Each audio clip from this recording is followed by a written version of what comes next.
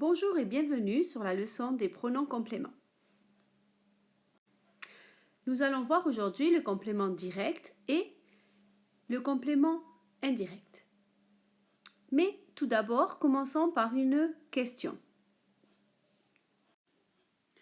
À quoi servent les pronoms? Un pronom remplace le plus souvent un nom ou un groupe nominal.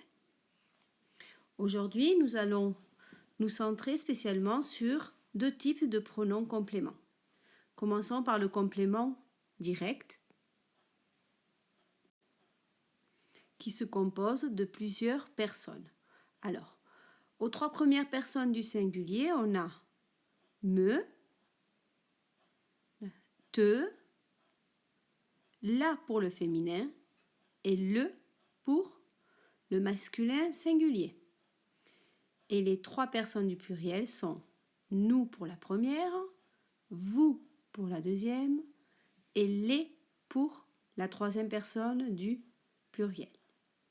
N'oublions pas tout de même que la règle de l'élision devant un nom commençant par une voyelle. Donc, à la troisième personne du singulier, on rajoutera le L apostrophe.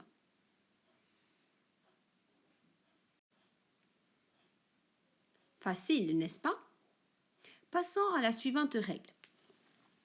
Les pronoms personnels, mais dans ce cas-là, les pronoms personnels complément indirect.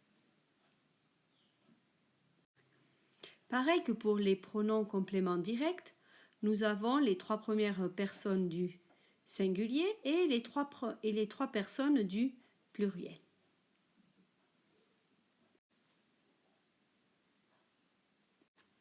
Mais ce n'est pas tout.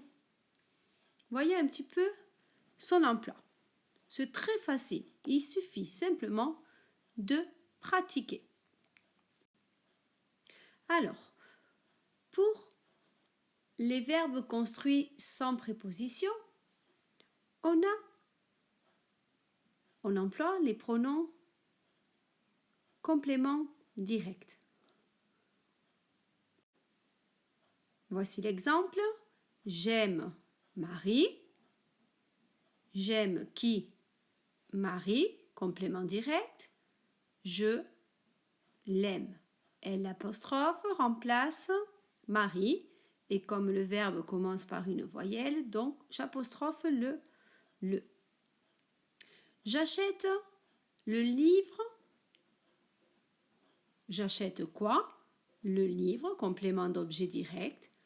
Donc, l'exemple, c'est je l'achète.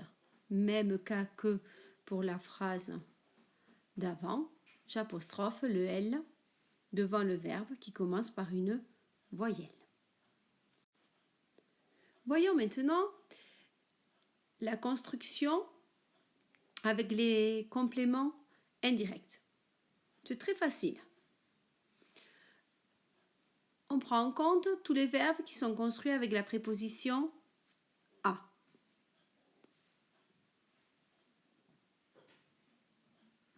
D'accord? Alors, un exemple. Je téléphone à Pierre. Je téléphone à qui? À Pierre. À Pierre est le complément d'objet indirect. Comme Pierre est au singulier, j'utilise le pronom lui de troisième personne. Je lui téléphone. Deuxième exemple. Je parle à Marie. À Marie, complément d'objet indirect.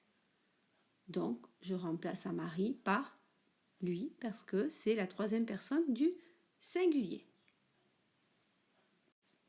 Prenons l'exemple de la phrase suivante. Je téléphone à Marie et Jean. Je pose la question. Je téléphone à qui? À Marie et à Jean. À Marie et à Jean, ce sont deux personnes. Donc, je remplace à Marie et Jean par le pronom leur. ce qui me donne je leur téléphone. Ajoutons quelques exemples avec les deux premières personnes. Par exemple, la phrase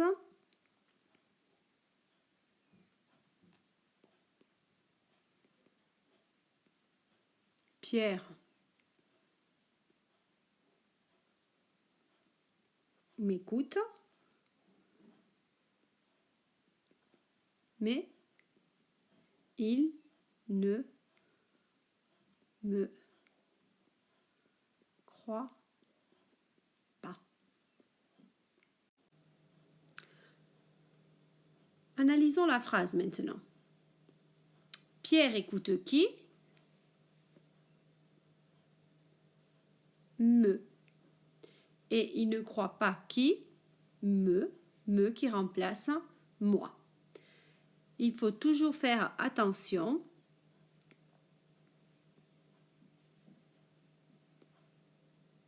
au verbe introducteur. S'il commence par une voyelle, n'oublions pas d'appliquer la règle de l'élision devant me et te.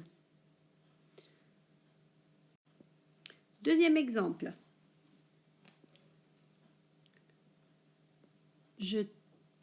Je t'écoute, mais je ne te comprends pas.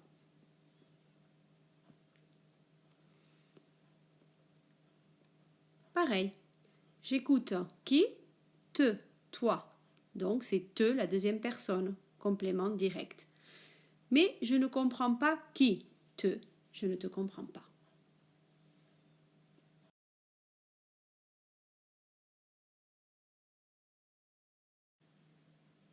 Voyons maintenant la place du pronom.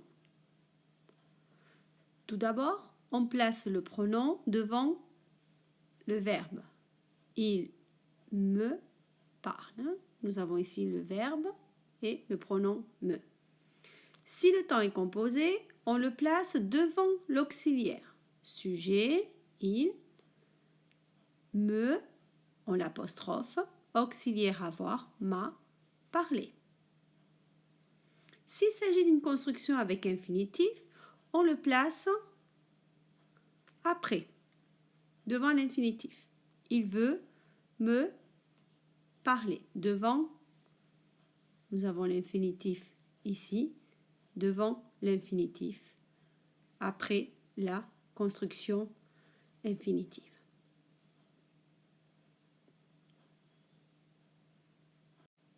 Si la phrase est négative, voilà, on le place devant. Exemple,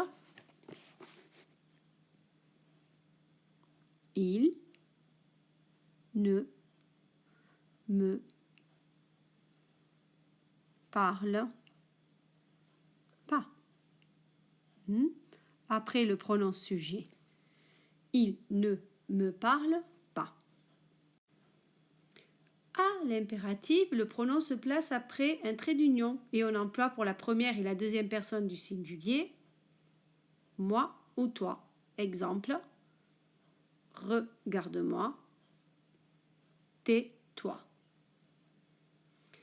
À l'impératif négatif, la place du pronom se conforme au cas général. Ne me regarde pas. Ne me ne te. Et voilà, c'est fini pour aujourd'hui. Facile, n'est-ce pas? Allez, et si on pratiquait maintenant? À bientôt!